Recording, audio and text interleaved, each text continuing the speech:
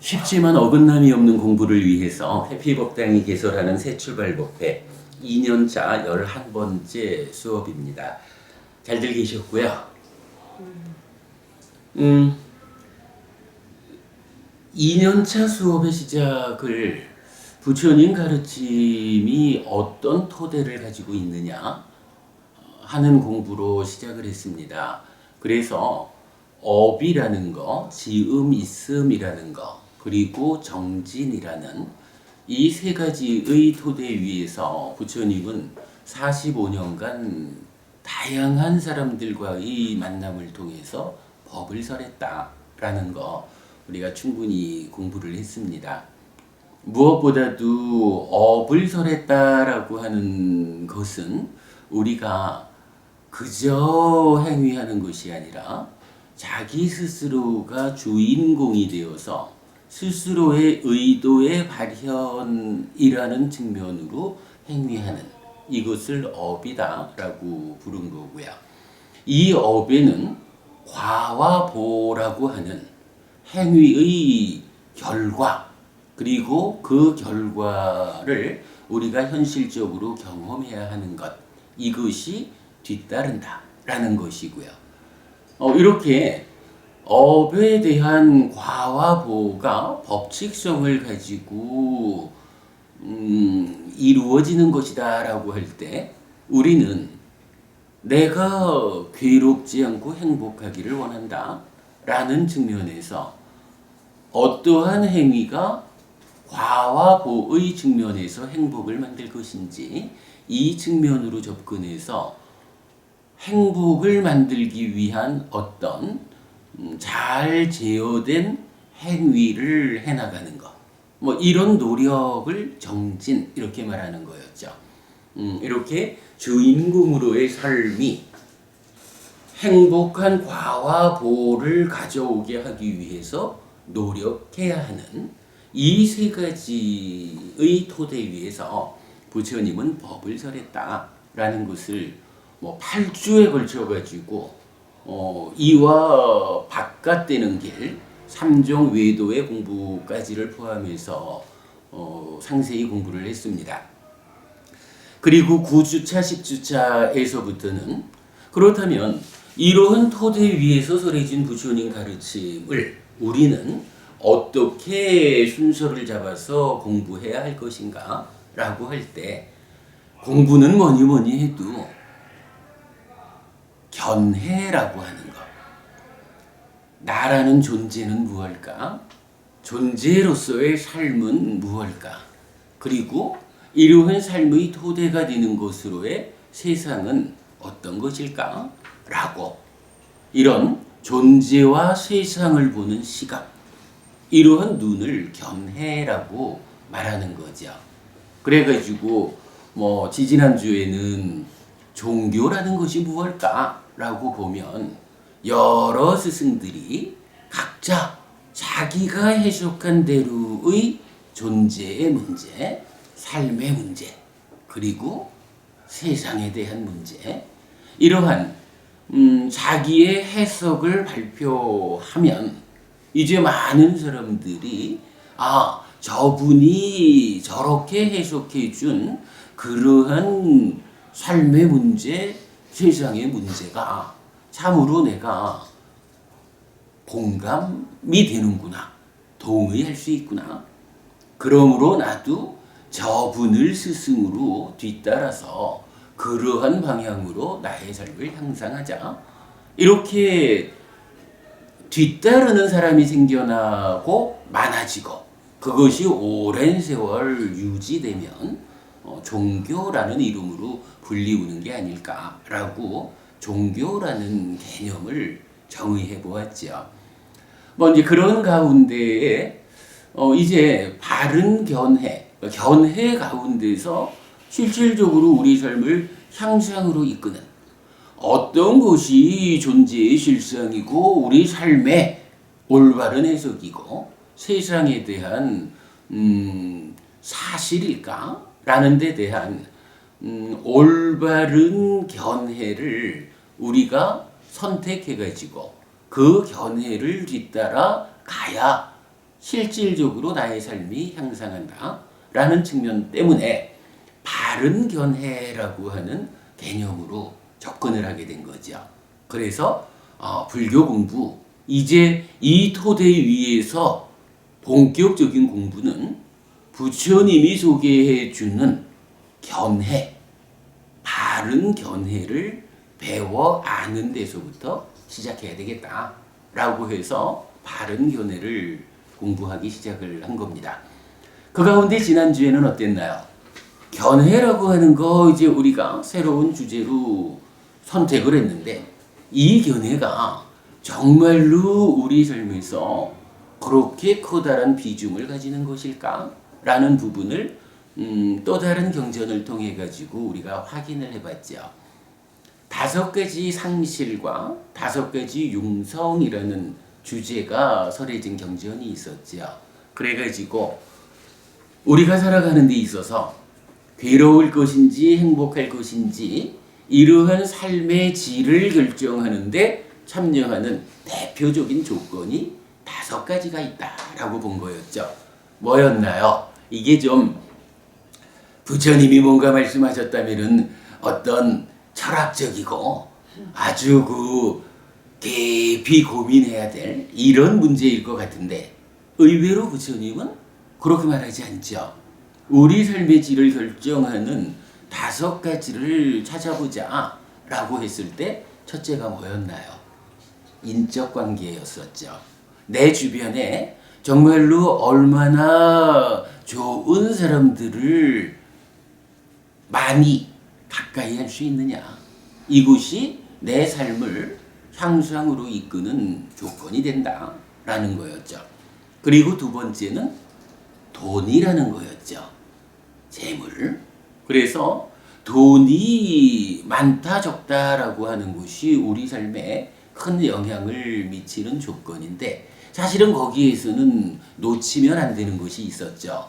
이 돈이라고 하는 하나의 조건은 어떻게 얻어진 돈이냐에 따라서 부작용이 있을 수 있다라는 측면을 놓치면 안 된다고 한 거죠. 그래서 경전은 정당한 방법에 최선의 노력을 얹어서 돈을 벌으면 부자가 되면 이것은 부작용이 없는 가운데에 우리 삶의 질을 높이는 데에 실질적으로 도움이 되는 중요한 조건이다. 이렇게 말해주는 거였죠.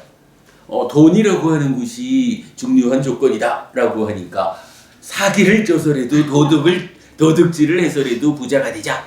그러면 돈이 많아지니까 행복할 거예요. 이렇게 보는 거 적절하지 않죠. 경전이 말하는 재물의 쇠퇴융성이라고 하는 것은 단순히 돈이 많다 적다라는 이런 물량적인 측면만을 말하는 것이 아닌 거죠. 기왕이면 부자가 되면 좋지만 이것이 부작용을 초래하지 않는 정당한 방법에 최선의 노력을 얹어서 부자가 되는 이러한 돈을 많이 가질 때 돈이라는 조건이 융성한 것이다. 이렇게 경전은 알려주는 거죠. 그리고 3번째 조건, 건강이었죠. 건강을 잃으면 다 잃는다 라고 말하듯이요. 그리고 이어서 계를 지킨다. 삶의 질서라는 거하고 견해라는 거. 이렇게 5가지 조건을 부처님은 제시해 주셨어요. 요거 구분이 되었었죠. 앞에 3가지. 인적 관계와 돈과 건강은 이 몸으로 살아가는 한평생 동안 그 효력을 발휘하는 거였죠. 그러나 삶의 질서, 계를 지킨다라고 하는 것은 좀 어려운 이야기로 우리가 삶의 메커니즘적으로 설명하면 우리의 행위가 얼마만큼 오염되었느냐에 따라서 우리 마음이 욕계에 머물까 색계에 머물까 무색계에 머물까 이런 행위의 오염에 따라서 우리 마음이 어떤 삶의 자리에 머물까 그것이 누적되어 가지고 나의 삶의 위치를 결정할까 뭐 이런 부분에 대한 이해를 가지고 보면 계를 지킨다. 삶이 질서롭다라고 하는 이거는 뭔가요? 얼마만큼 오염이 줄어든 제어된 삶을 살아가느냐 하는 것에 따라서 내 삶의 레벨이 정해지는데, 이때 중점적으로 어떤 것의 레벨이 정해지냐 하면 식의 몸음, 마음의 위치가 정해지는 거란 말이죠. 근데 이 마음이라는 건 어때요? 앞에 인적 관계나 돈이나 건강이다라는 것은 이 몸으로 살아가는 한평생 동안 작용하는 조건인데 비해서 마음이라는 것은 몸이 죽어도 따라 죽지 못하고 새로운 몸과 만나서 다음 생을 또 살아가야 하는 이 윤회하는 주체가 되는 거잖아요.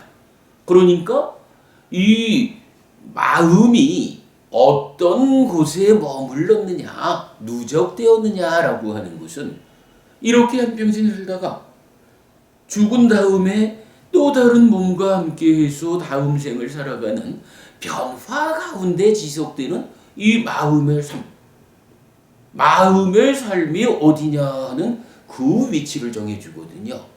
그래서 계를 지킨다라는 이거는 그 영향력이 언제까지 작용하느냐라고 하면 죽은 다음에 다음 생으로 살아가는 이 윤회의 과정 내내 작용하는 거기 때문에 앞에 세 가지 조건보다 사실은 훨씬 더 비중이 크다라는 거 우리가 보았죠.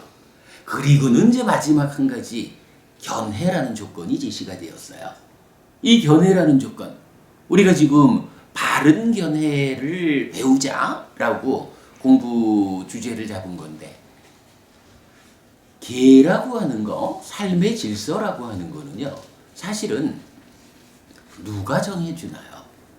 우리가 5계를 지키는 삶을 살겠습니다 라고 하잖아요. 광희법부님, 왜 우리가 5계를 지킨다라고 말을 할까요?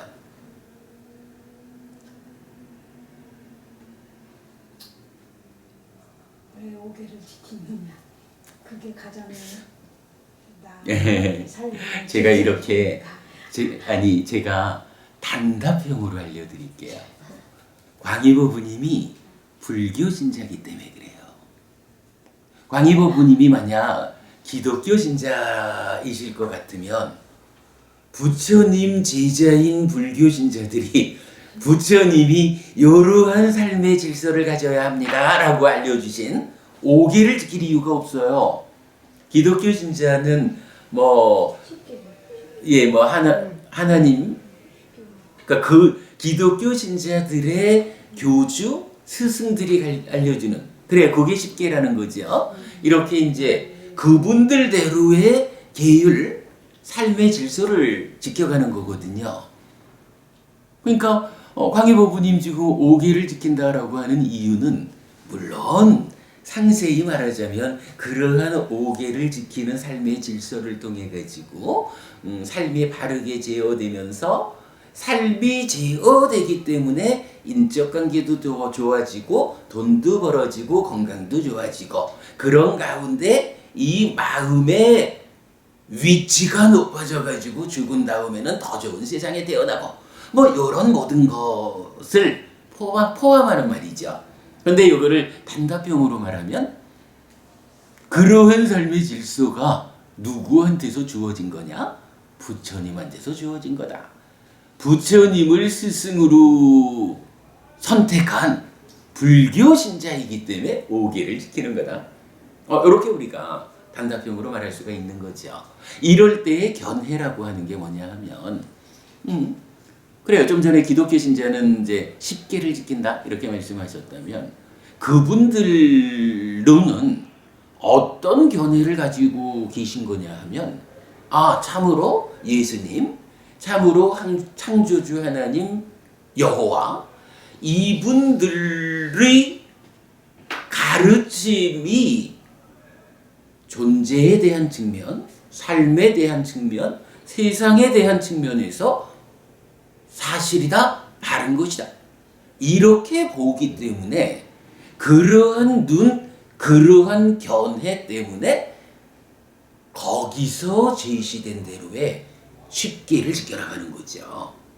그런데 우리가 오계를 지킨다라고 하는 것은 바로 교주이신 스승이신 부처님이 알려주는 존재에 대한 이야기, 삶에 대한 이야기, 세상에 대한 이야기가 이게 사실이다 라고 공감하고, 그러므로 나도 이분 부처님을 스승으로 뒤따라서 내 삶을 향상해야겠다, 요런 견해를 가지고 있단 말이에요. 사실은 이게 불교 신자 다움이죠.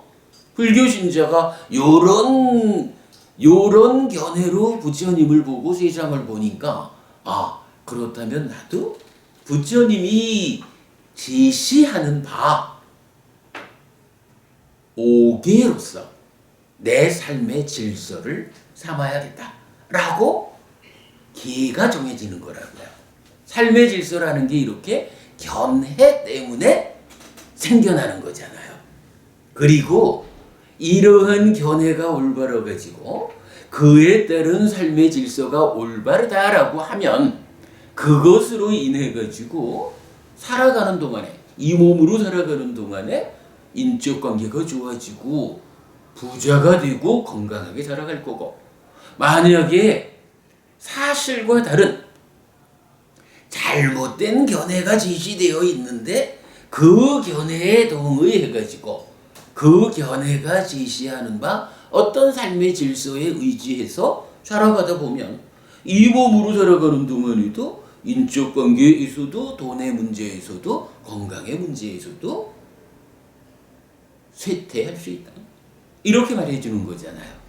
그러기 때문에 5가지 조건 중에 5번째로 제시되는 견해라고 하는 것, 이것이 그렇게 중요하다, 가장 중요한 조건이어서 어떠한 견해를 가지느냐에 따라서 삶의 질서가 결정되고, 그에 따라서 인간관계, 돈, 건강이라는 삶에 수반되는 현상적인 조건들의 상태가 결정된다, 이렇게 말하는 거였죠.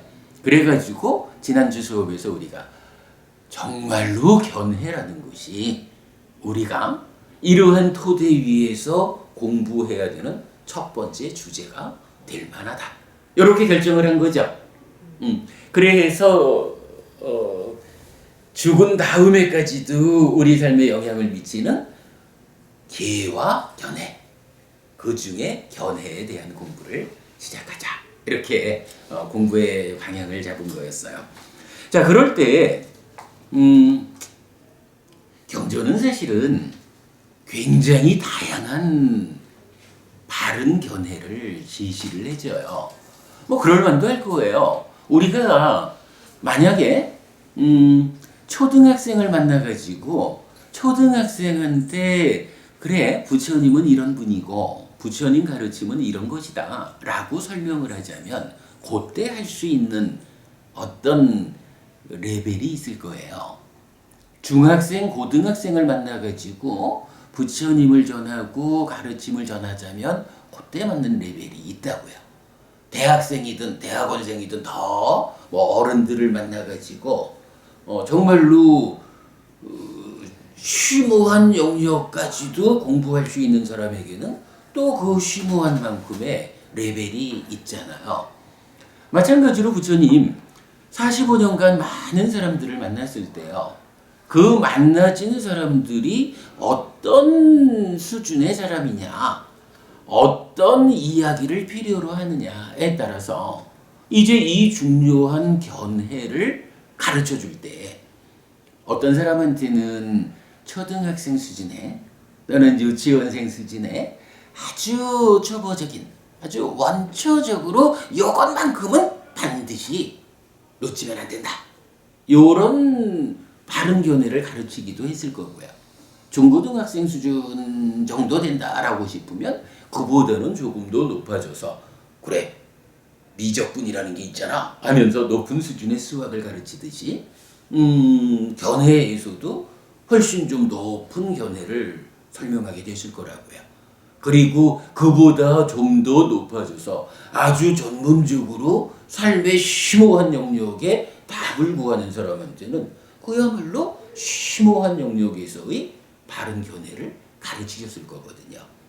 이래서 경전에는 굉장히 다양하게 바른 견해가 나타납니다. 그 중에 우리 새출발법회 쉽지만 어긋남이 없는 공부의 영역에서는 이 다양한 바른 견해 중에 부처님께서 요것만큼은 놓치면 안 된다. 기본적으로 우리가 최소한 괴로움을 만들지 않고 행복한 삶을 살아가기 위해서는 이러한 견해는 가져야 한다 라고 알려주시는, 그래서 제가 계속 가장 원초적인 바른 견해 이렇게 표현하고 있죠. 디가니까야 23번째 경인 빠야시경이라는 경전이 있어요.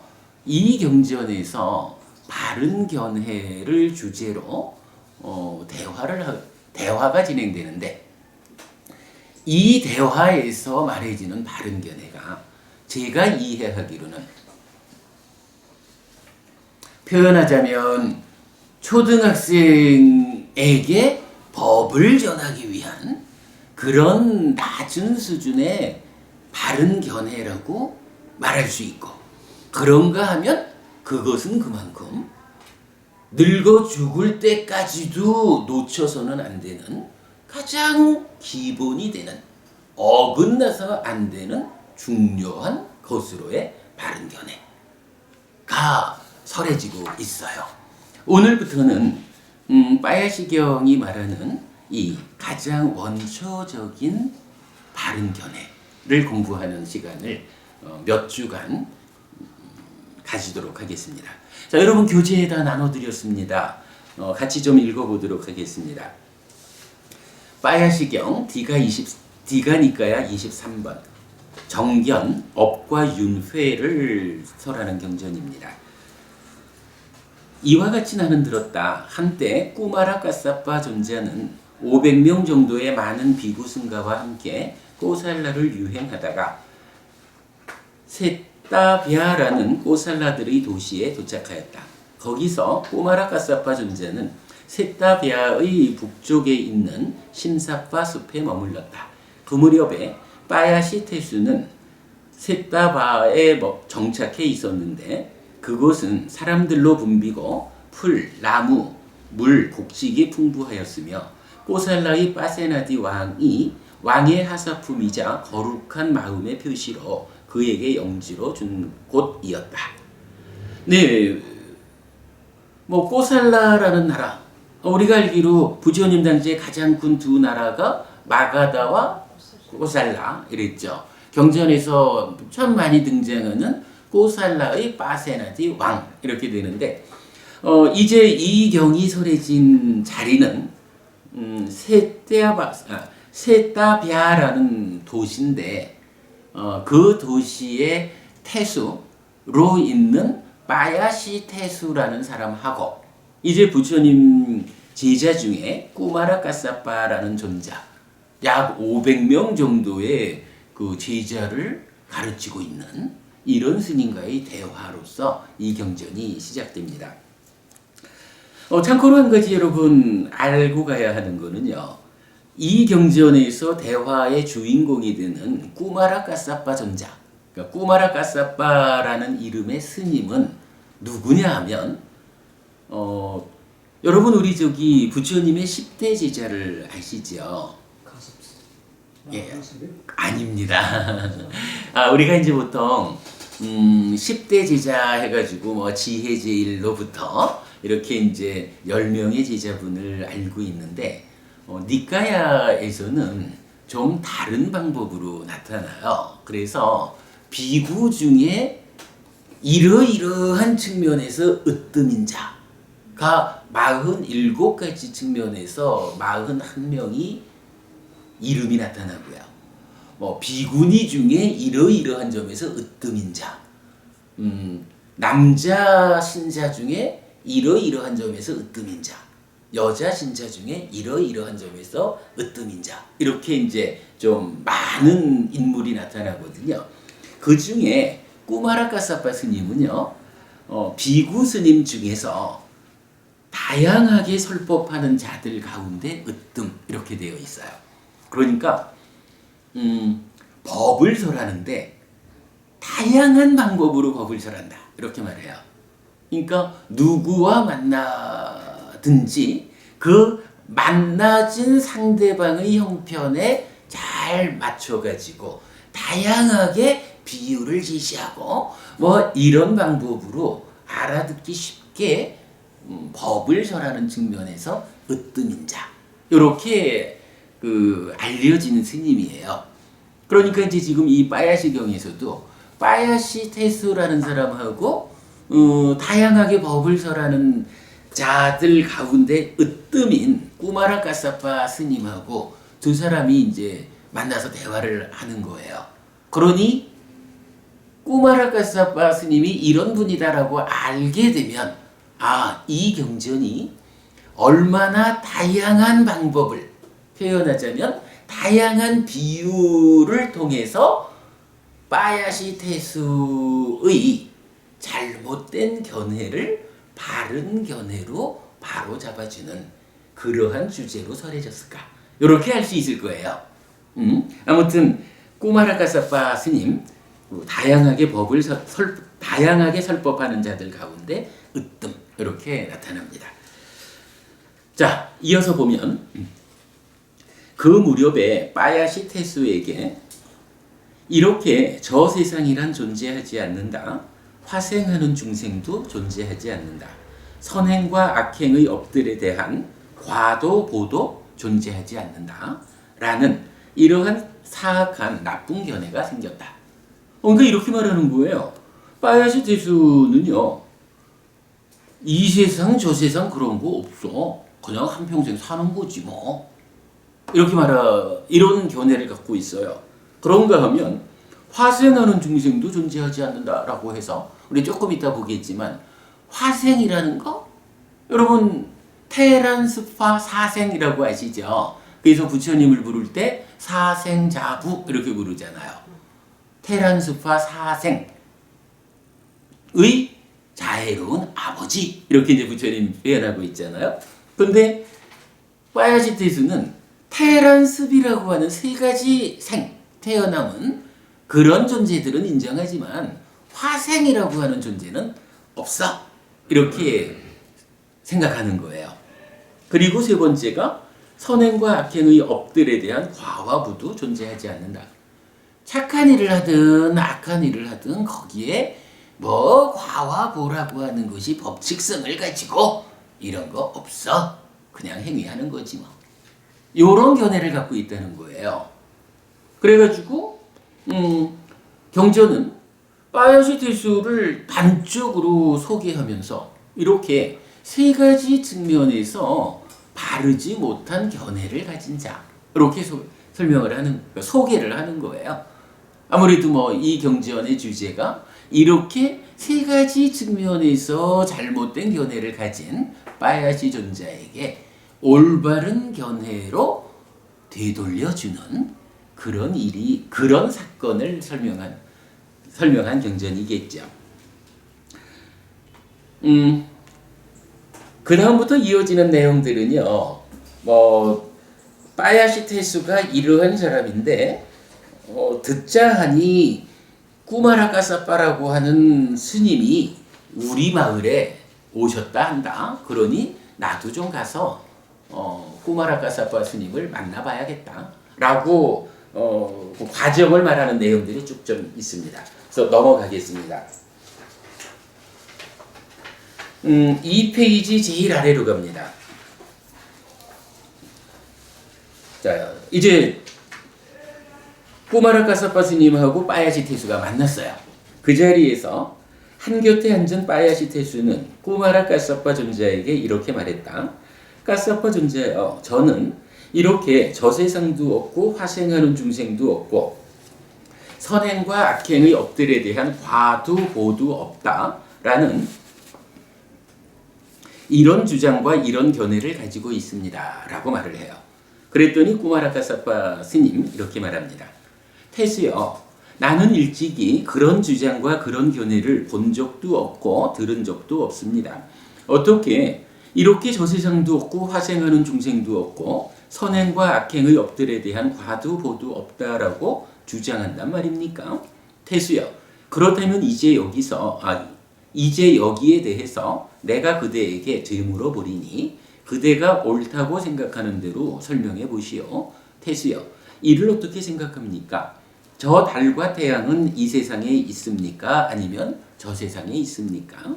그들은 신입니까? 아니면 인간입니까? 까사파 존자여, 저 달과 태양은 저 세상에 있지 이 세상에 있지 않습니다. 그들은 신이고 인간이 아닙니다. 라고 답변을 해요. 근데 이제 이 내용은 아마도 2600년 전 인도 사회에서의 어떤 그들의 문화적인 측면이 좀 이 대화 가운데 있는 것 같아요. 말씀드렸지만 꾸마라 까사파 스님이 굉장히 다양하게 많은 비유들을 통해 가지고 달리 표현하자면 지금 살아가는 가운데에 여러여러한 측면을 가지고 예를 들어가면서 설득하는 이런 일의 으뜸인 분이다 보니까 2600년 전 인도 사회에서 달과 태양에 대한 어떤 그들대로의 인식이 있었겠죠.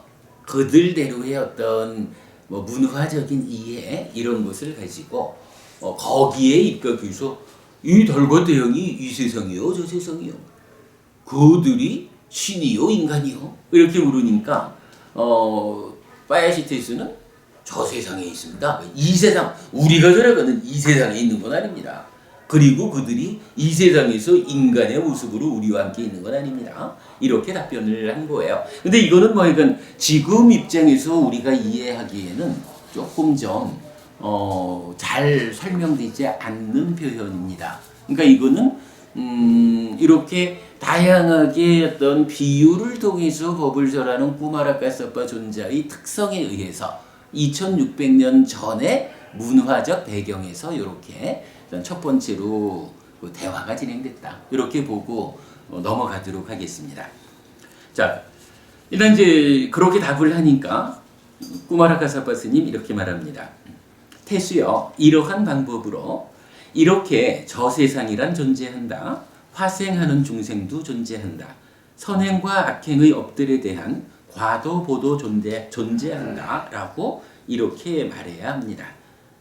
까사파 존자께서 무엇라 말씀하셔도 저는 이렇게 저 세상도 없고 화생하는 중생도 없고 선행과 악행의 업들에 대한 과도 보도 없다라고 생각합니다.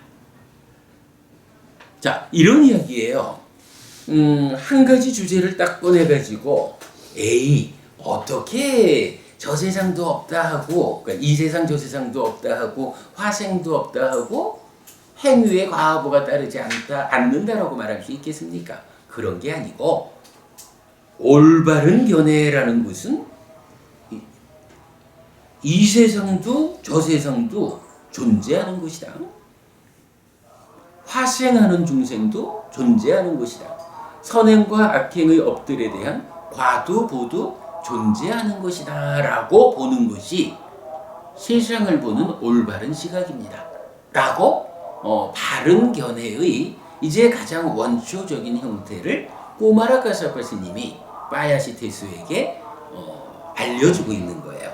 자, 오늘은 그랬더니 이제 파야시테수가 스님께서 아무리 그렇게 말씀을 하셔도 내 생각은 안 바뀝니다. 라고 자기를 이제 고집을 세우죠. 경전은 이제 이어가지고 단계적으로 당신이 아무리 그렇게 생각한다 해도 그것은 사실이 아닙니다. 생각을 바꿔야 합니다. 라고 설득해가는 과정으로 여러 개의 비유가 나타나는데 그 과정은 이제 우리 다음 주에 좀 더 본격적으로 그 비유들에 대한 이야기 보기로 하고요. 오늘은요. 자, 이제 꾸마라 까사파 스님이 제시하는 바른 견해라는 것에서 그 내용을 좀 짚어보고 가려고 그래요. 자, 첫 번째로 이렇게 저 세상이란 존재한다라는 말을 했어요. 이 세상도 있고 저 세상도 있다. 요 이야기는 뭐예요? 한마디로 말하면 죽는다고 해서 끝나는 게 아니고 내 마음이 변화의 과정 가운데 있기는 하지만 몸이 죽어도 따라 죽지 못해서 새로운 뭔가 만나서 다음 세상을 또 살아가야 합니다. 윤회하는 것입니다. 라고 말해주는 거죠. 그러니까 가장 원초적인 바른 견해라고 제시되는 중에서도 그 중에서도 첫째가 뭐냐 하면 꾸마라카사파 스님은 부처님한테 배운 그대로를 전달하는 데 있어서 죽는다고 해서 끝나는 게 아닙니다. 우리의 삶이라는 것이 비록 몸은 물질이어서 100년이면 죽어야 하지만 그러나 몸이 죽은 다음에도 따라 죽지 못하고 삶의 주인공이 되어가지고 지속적으로 살아가야 하는 마음이 있어서 이 마음이 순간순간 변화하기는 하지만 또한 새로운 몸과 함께 다음 생을 이어갑니다. 이렇게 삶이라는 것은 이 몸으로 하는 이 몸으로 살아가는 이 세상과 다음 몸과 만나서 또다시 살아가야 하는 저 세상이 있습니다.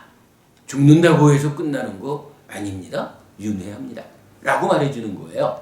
우리가 이건 요점적으로 보아야 하는 것은 부처님이 알려주는 존재를, 삶을, 세상을 보는 바른 눈 중에 첫 번째로 제시되는 것이 이렇게 내 마음이라는 것은 몸 따라 죽지 못하고 몸이 죽어도 변화의 가운데에 새로운 뭔가만 만나서 또 다른 삶을 이어가야 한다. 언제까지? 수행을 통해서 해탈할 때까지, 윤회에서 벗어날 때까지.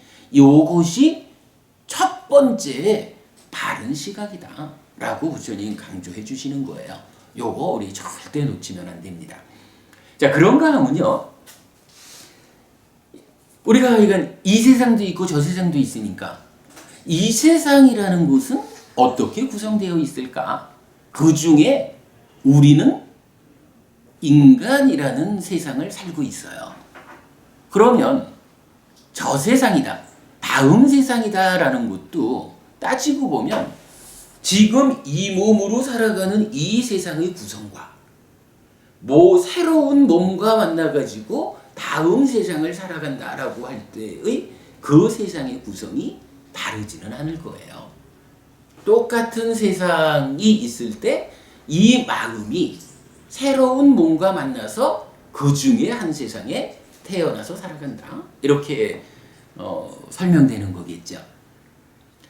박법부님 아시기에 우리가 사는 이 중생 세상이 어떻게 구성이 되어 있나요? 우리가 사는 중생 세상. 네. 욕계, 색계, 무색계. 욕계는 또 뭐 자세히 보면은 네. 제일 밑에 지옥. 지옥부터 욕계 육천까지. 네. 뭐, 그렇죠. 뭐 색계도 마찬가지 이렇게. 맞습니다. 분명한 아주 정답입니다. 부처님이 알려주는 우리 사는 세상의 구성은 어떻게 되어 있느냐라고 하면 기본적으로 설명되는 것이 욕계, 색계, 무색계라는 3계예요. 그래서 부처님 말할 때 3계 도사 이렇게 말하잖아요. 욕계, 색계, 무색계라고 하는 중생 세상을 이끌어주는 도사야. 이때 도사 이럴 때 도자가 길도자가 아니고 이끌도자죠. 그래서 이끌어주는 스승. 3계에서 삶을 이끌어주는 스승이다. 이렇게 말해주는 거거든요. 그래가지고 욕계, 색계, 무색계 3계가 있는데 이 3계를 좀 다르게 구분하는 방법이 또 있어요. 그 방법이 이제 법부님 두 번째로 말씀하신 욕계 세상이 어떻게 구성되어 있을까라고 보니까 가장 낮은 세상은 지옥이라는 세상이 있고요.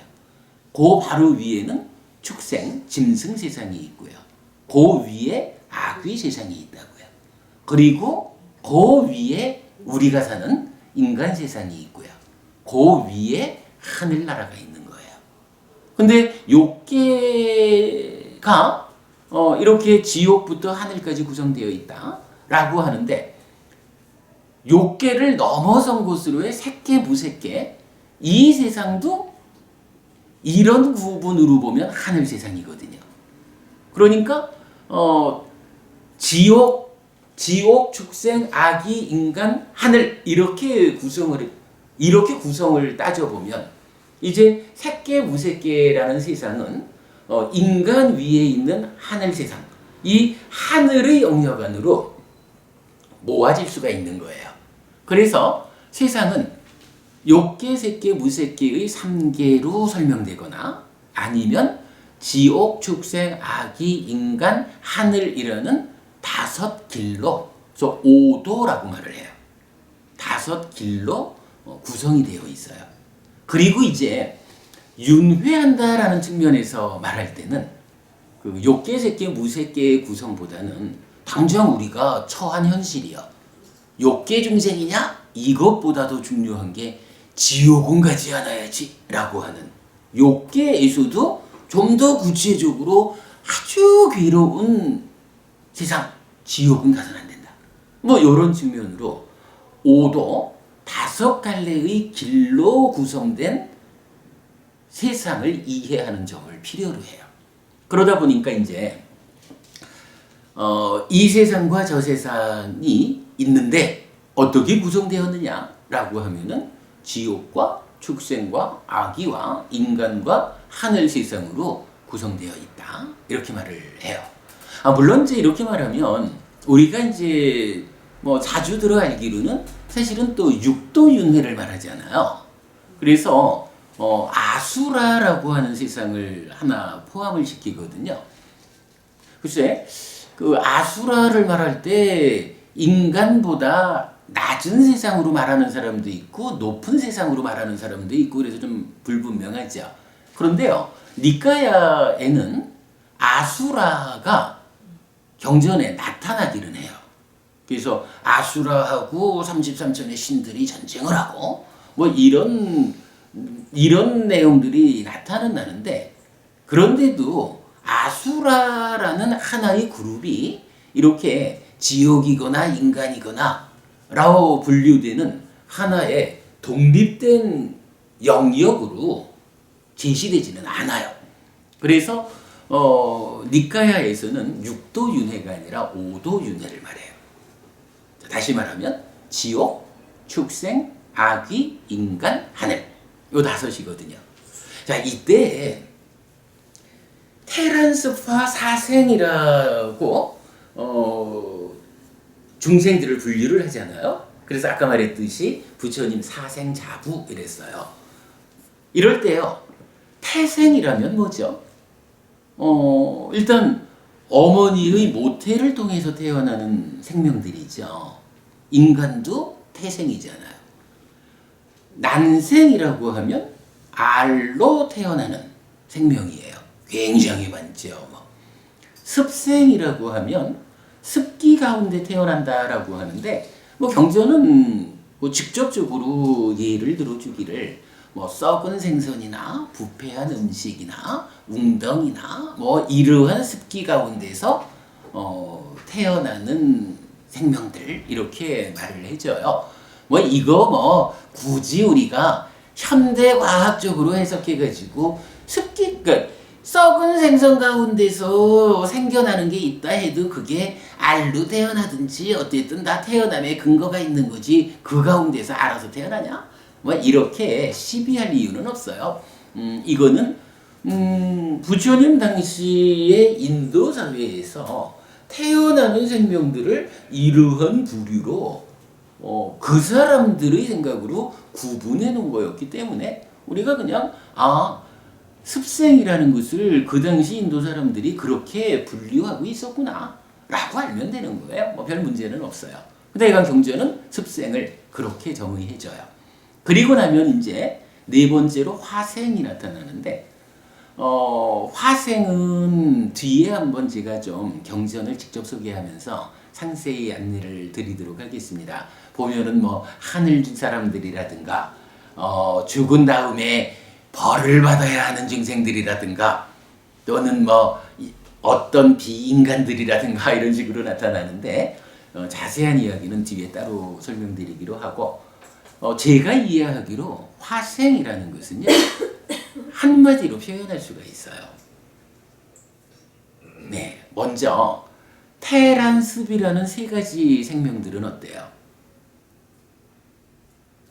자가문 법은님, 태생, 난생, 습생 요러한 그러니까 태를 통하든 알을 통하든 습기를 통하든 요런 세 부류의 생명들을 어떻게 그 공통점을 말할 수 있을까요?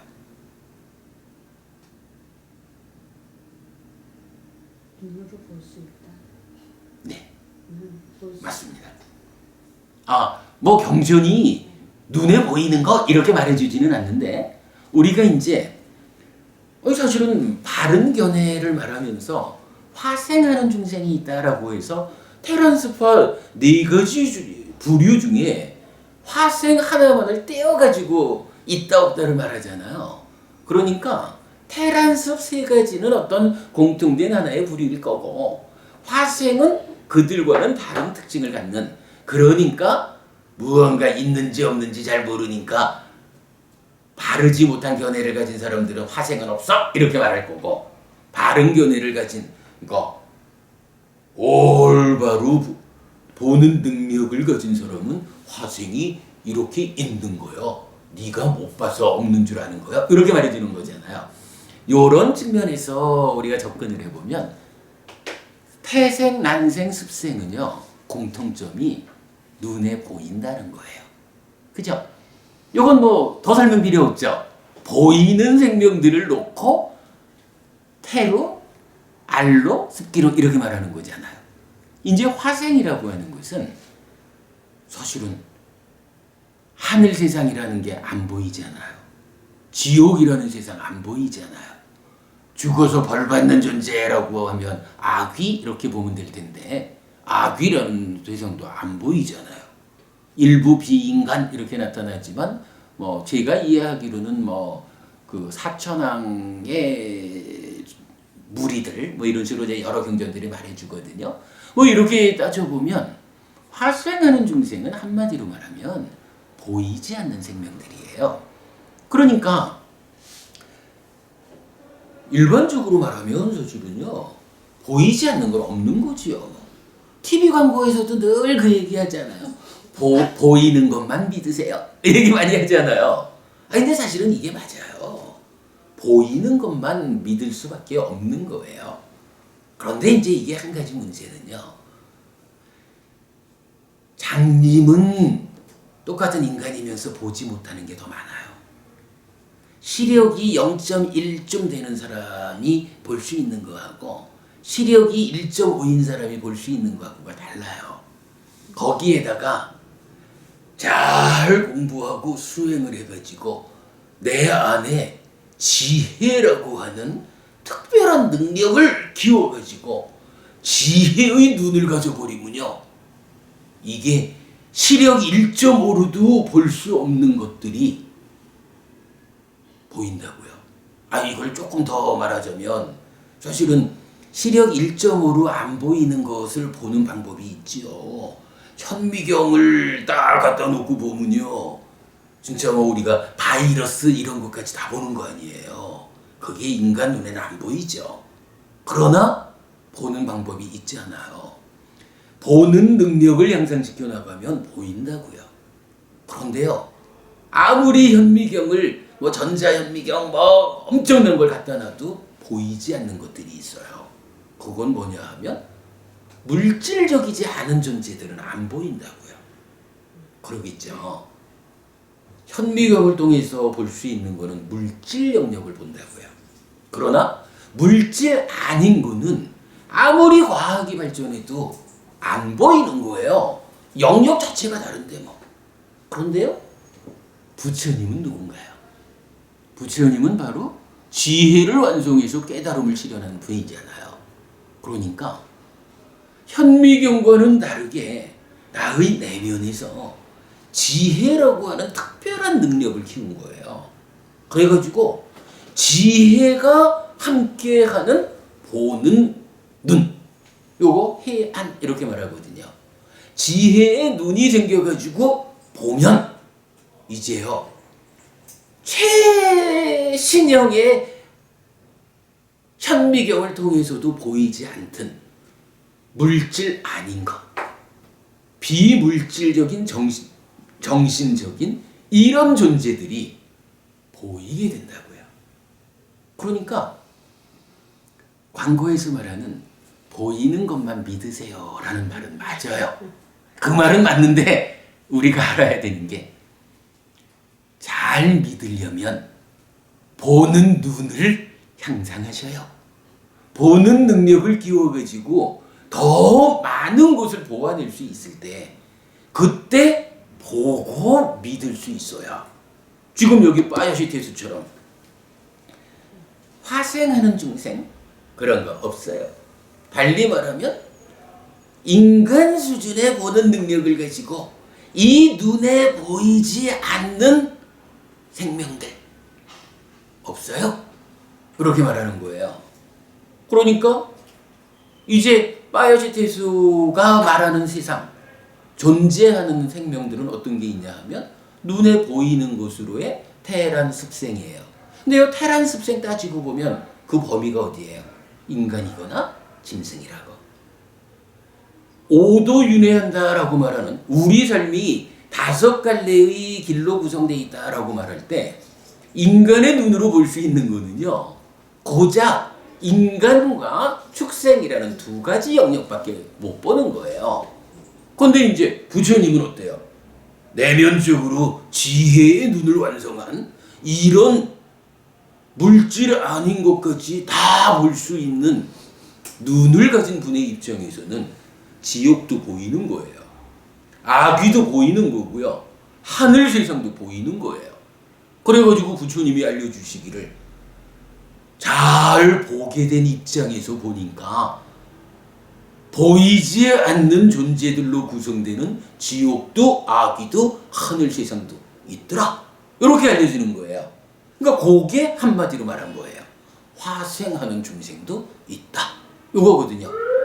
그래가지고 우리가 중요하게 봐야 되는 게 우리가 지금 인간으로 태어나 살고 있다라는 것은 우리의 전생들의 삶의 과정이 그래도 지옥이거나 축생이거나 아귀 세상에 태어날 만큼 나쁘지는 않아가지고 그래도 우리가 비교적 훌륭한 과거 삶을 살아냈기 때문에 지금 인간으로 태어나서 살고 있다.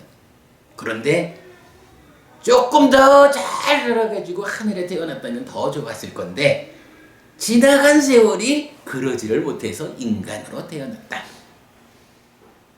라고 알려주는 거고, 그런 가운데 이제 우리가 지구만병생을 또 어떤 방법으로 어떤 수준으로 살아가느냐에 의해서 저 세상이 있으니까 이 몸이 죽으면 또 태어나야 하는데 태어나는 자리가 어디냐라고 하면 다시 지옥도 갈 수 있고 짐승으로도 아귀로도 인간으로도 하늘로도 갈 수 있다라고 말하는 거예요.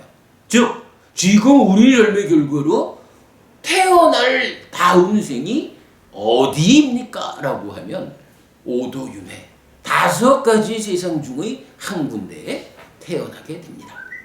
요걸 알려주는 것이 저 세상이 있다라는 말씀에 이어서 화생하는 중생이 있다. 이렇게 말씀하시는 거거든요. 그리고 이제 3번째로 말하는 선행과 악행의 업들에 대한 과두보도 존재한다라는 요것은 무슨 말이냐 하면 요 과보에 대한 이야기는 사실 오늘 나눠드린 교재가 그 내용을 설명하려 했는데 다음 주에 하기로 하고요. 일단 요 내용은 뭐냐 하면 저 세상이 있어가지고 다음 세상에 태어나야 하거든요. 근데 그 자리가 어디냐 하면 5갈래가 있는 거예요. 정보부님, 다음 세상에 어디에 태어나셔야 하겠습니까? 천상이 아무래도 좋겠죠. 그러면요, 근데 그게 다 당연한 말씀이거든요.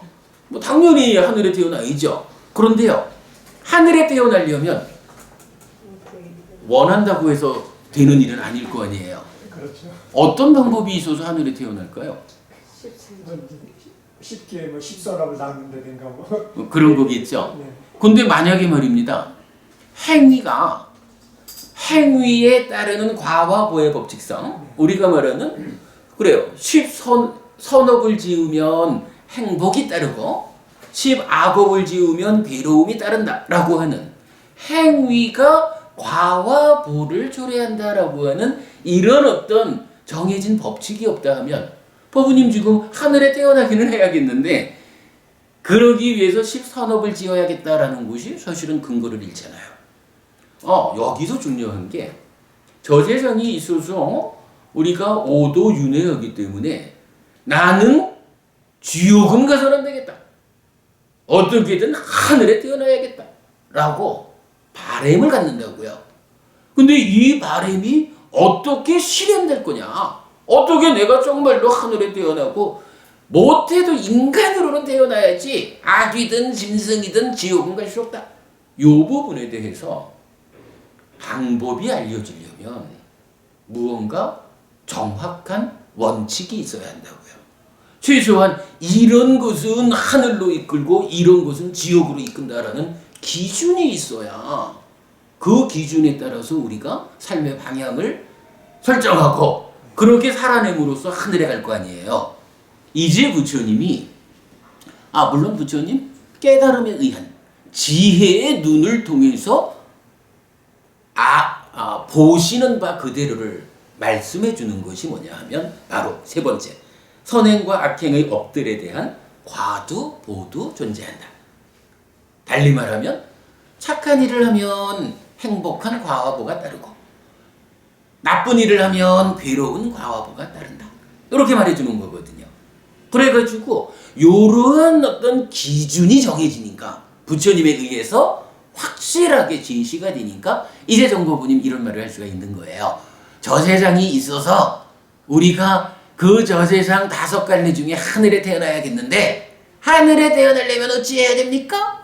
행위가 가지는 과와 보의 법칙성이라는 이 기준에 따라서 십선업을 지어냄으로써 5개를 지킴으로써 하늘에 태어날 것입니다.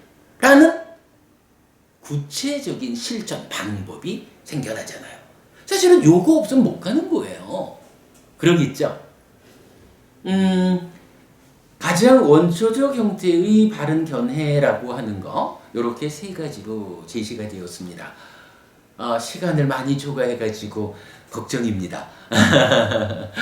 이게 한 5분만 초과를 해도 3시간쯤 걸려야 50분에 맞추는데 8분을 초과한 초유의 사태가 일어났으니 5시간은 붙잡고 매달려야 될 것 같네요.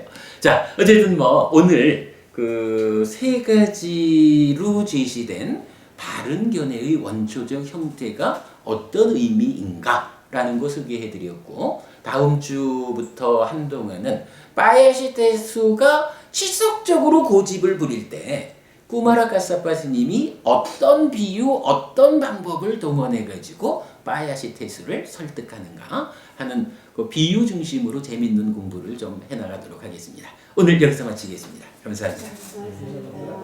수고하셨습니다.